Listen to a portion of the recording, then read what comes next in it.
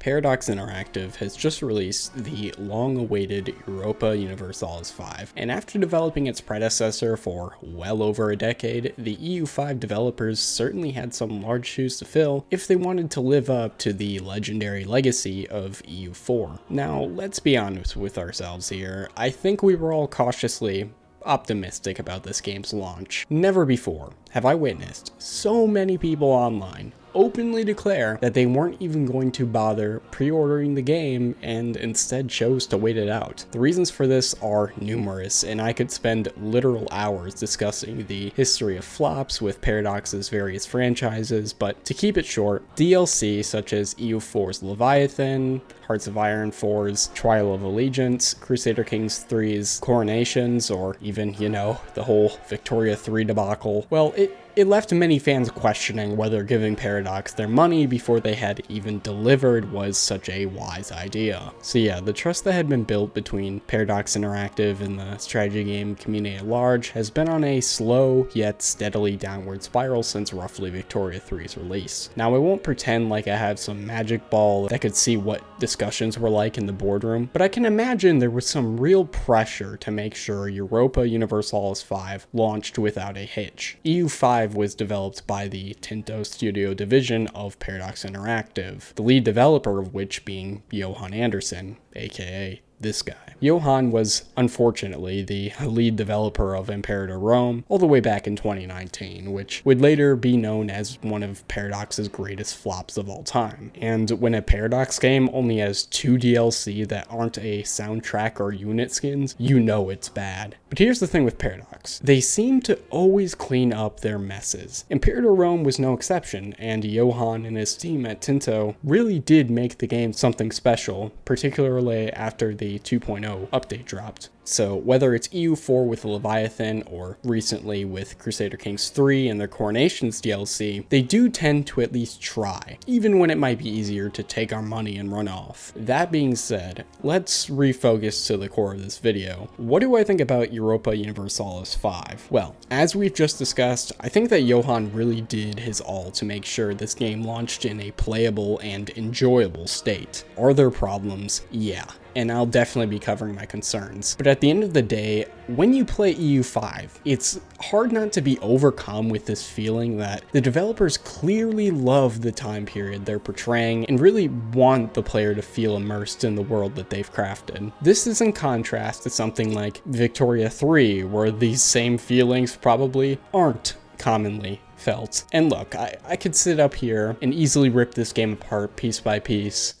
So you can just go here and tick all these different boxes and the game just basically plays itself, dude. Very cool. How engaging. Oh wow, can't wait to vote in the Vatican again using my singular cardinal whilst the AI ultimately makes the decision whether I like it or not. Selecting units sucks. If you've played the game, you know what I'm talking about. I swear I have to click on everything multiple times and it's cumbersome selecting an army when there's multiple stacked on a location. Way too much of this game is dependent on control, a mechanic that is scarcely explained to the player, and if you don't build roads, your economy will permanently suck, and this is not stressed nearly enough. The UI is just overall questionable to say the least, and also, why isn't this bottom map table just pinned from the start? Who the hell just wants us randomly popping up and down all the time? North America is strapped for content.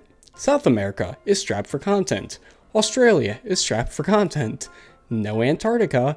Asia is, you guessed it, strapped for content. Border gore is out of control in most playthroughs. The game starts too early. I think one of the most requested features I've seen so far is an alternative start date, most usually 1444, mirroring the start date of EU4. In a game about colonization and exploration, starting nearly a decade before the Black Death reaches Europe is a questionable one, especially when you consider that the game starts to lag pretty heavily by the 1600s on lower end systems, which is over 200 years before the game's official end date. Now, these are the most common criticisms of the game from what I've read and personally experienced myself. But here's the thing. What we need to ask ourselves are two very simple questions when it comes to this game. First, can these issues be solved? And if they can, how easy would that be? Second, is the development team in the correct mindset for this game and willing to accept feedback from the community? For the first question, I believe the answer is yes, and implementation could be as easy or difficult as they want to make it. There is always room to fix UI issues, and there is always room to release future DLC and patches, adding content to the world outside of Europe, the Middle East, and parts of Africa. I am likewise optimistic about Paradox Tinto's willingness to work with the community, and so far they've done nothing to make me really worry about this front. The fact that these two questions can be answered affirmatively is certainly a good sign. It at least suggests that EU5 can be fixed far more quickly than other titles such as Victoria 3, which I would argue has far more structural issues and suffers from a team often utterly disconnected from the community. One more concern often brought up, and that is mostly a hot topic at the moment, is the idea that Paradox should stop treating the community like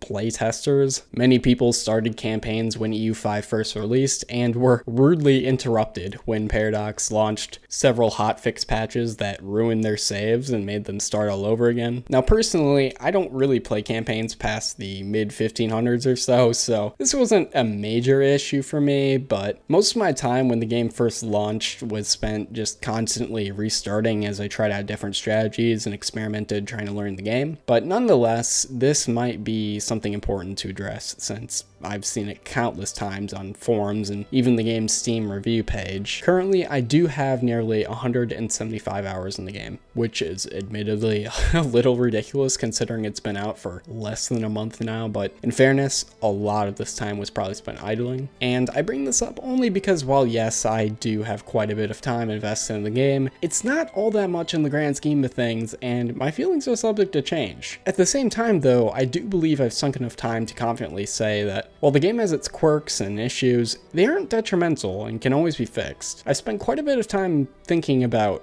who I should make this video for. Who should this review be made for? And I've decided that I'm just going to be targeting the casual Paradox gamer crowd, okay? If you've never touched any franchises under Paradox Interactive and their grand strategy umbrella, this review is not for you. I'm not going to sit here and go over every little detail of the game and explain how it all works and why. This review is for those who have played EU4, Victoria 3, Crusader Kings 3, maybe even Imperator or Hearts of Iron, and the tutorial for EU5 is, well, a Paradox tutorial. The game will teach you to move the camera and click buttons, but like usual, it will fail to teach you why you're doing exactly what you do. If you are brand new, I recommend watching other EU5 content that goes way more in depth into the mechanics and the setting of the game, because I mean, this isn't the place for you to learn, and it's not like the game is going to teach you very much either. Also, as a quick warning, you really cannot be afraid of failure within this game.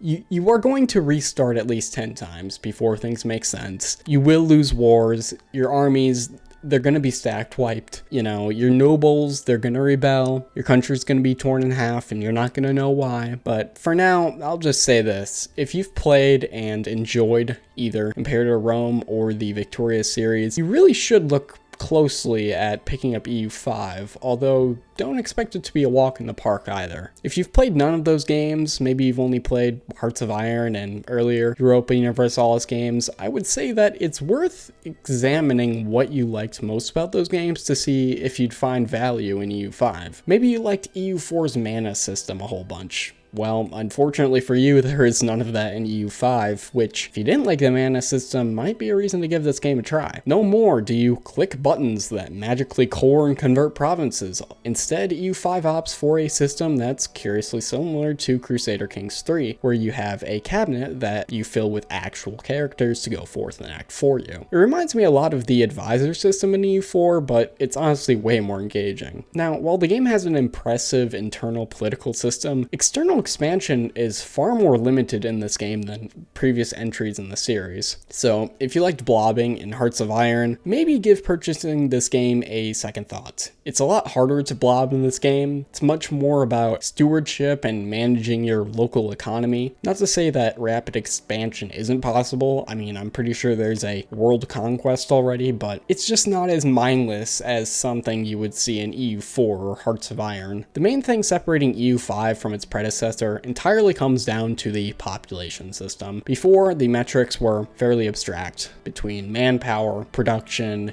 and tax. This was replaced with a population system made up of peasants, laborers, clergy, burghers, and nobles, each estate having their own satisfaction and power levels as well, giving them relatively strong voices within your realm. On top of this, manpower is no longer just some arbitrary number, but now levies are raised, directly removing from your population. In effect, death in war means the loss of actual taxpayers and a lack of workers, and thus a limited economy. In theory, you could find yourself in a situation where war is just simply not worth the money and population that could otherwise be invested into your growing economy, which is a very interesting element to the gameplay that will feel somewhat strange to players more accustomed to EU4. So as I mentioned before, if you don't properly steward and manage the internals of your country, implosion can be just as dangerous as an outside force. This makes the classic problem of snowballing seen in EU4 or Hearts of Iron almost non-existent, especially if you aren't min-maxing your playstyle. But then again, if stewardship and watching your country slowly grow like it's a little garden doesn't sound interesting, EU5 may not be the game for you. At the end of the day, I want to stress that Europa Universalis 5 is not EU4 2. Part 2. I don't know. Whatever. It's its own beast. While yes, holding some clear similarities to previous games like Victoria 2 and 3, as well as Imperator Rome, the intricate economy, along with all of its buildings, markets, the whole control system, the emphasis on infrastructure, it really does feel unique in what I would argue is a good way. There are plenty of problems, but I find most of them kind of trivial, and do have faith that Johan and his team will iron them out just like they always have. And if EU4 is anything to go by, it's unlikely that they ever plan to abandon EU5 in any state but finished. So my verdict here is pretty simple. If you're a fan of previous Paradox titles that I've talked about, or like me, you really enjoyed the time period and learning the unique mechanics this game has to offer, you should absolutely pick up Europa Universalis 5. However, if you're not sure if the gameplay would interest you, or you rightfully are concerned about the lack of flavor or mission structure, I would say hold off until further developments over the coming months and years, if you're willing to wait. Though, in fairness, there is a ton of flavor for how new the game is, far more than what we saw in the launches of Victoria 3 and Crusader Kings 3. Let me know in the comments if you think that the choice to move the start date to 1337 was a good or bad choice, as I'm personally not really sure what to think. On one hand, it obviously expands the scope of the game and leaves more for developers to work with. On the other hand, I do fear that it could pigeonhole the development team into continuing to work on the early game content rather than the real meat of the game, mostly between 1500 and 1700, which far too many playthroughs might not even reach anymore. Feel free to leave your own thoughts about the game as well down below. I'd love to hear what you guys have to say, both good and bad. Other than that, that's pretty much all I have for you guys today. If you enjoyed the content, feel free to subscribe and like the videos so we can reach out to new viewers. And of course, I thank you for watching. See ya.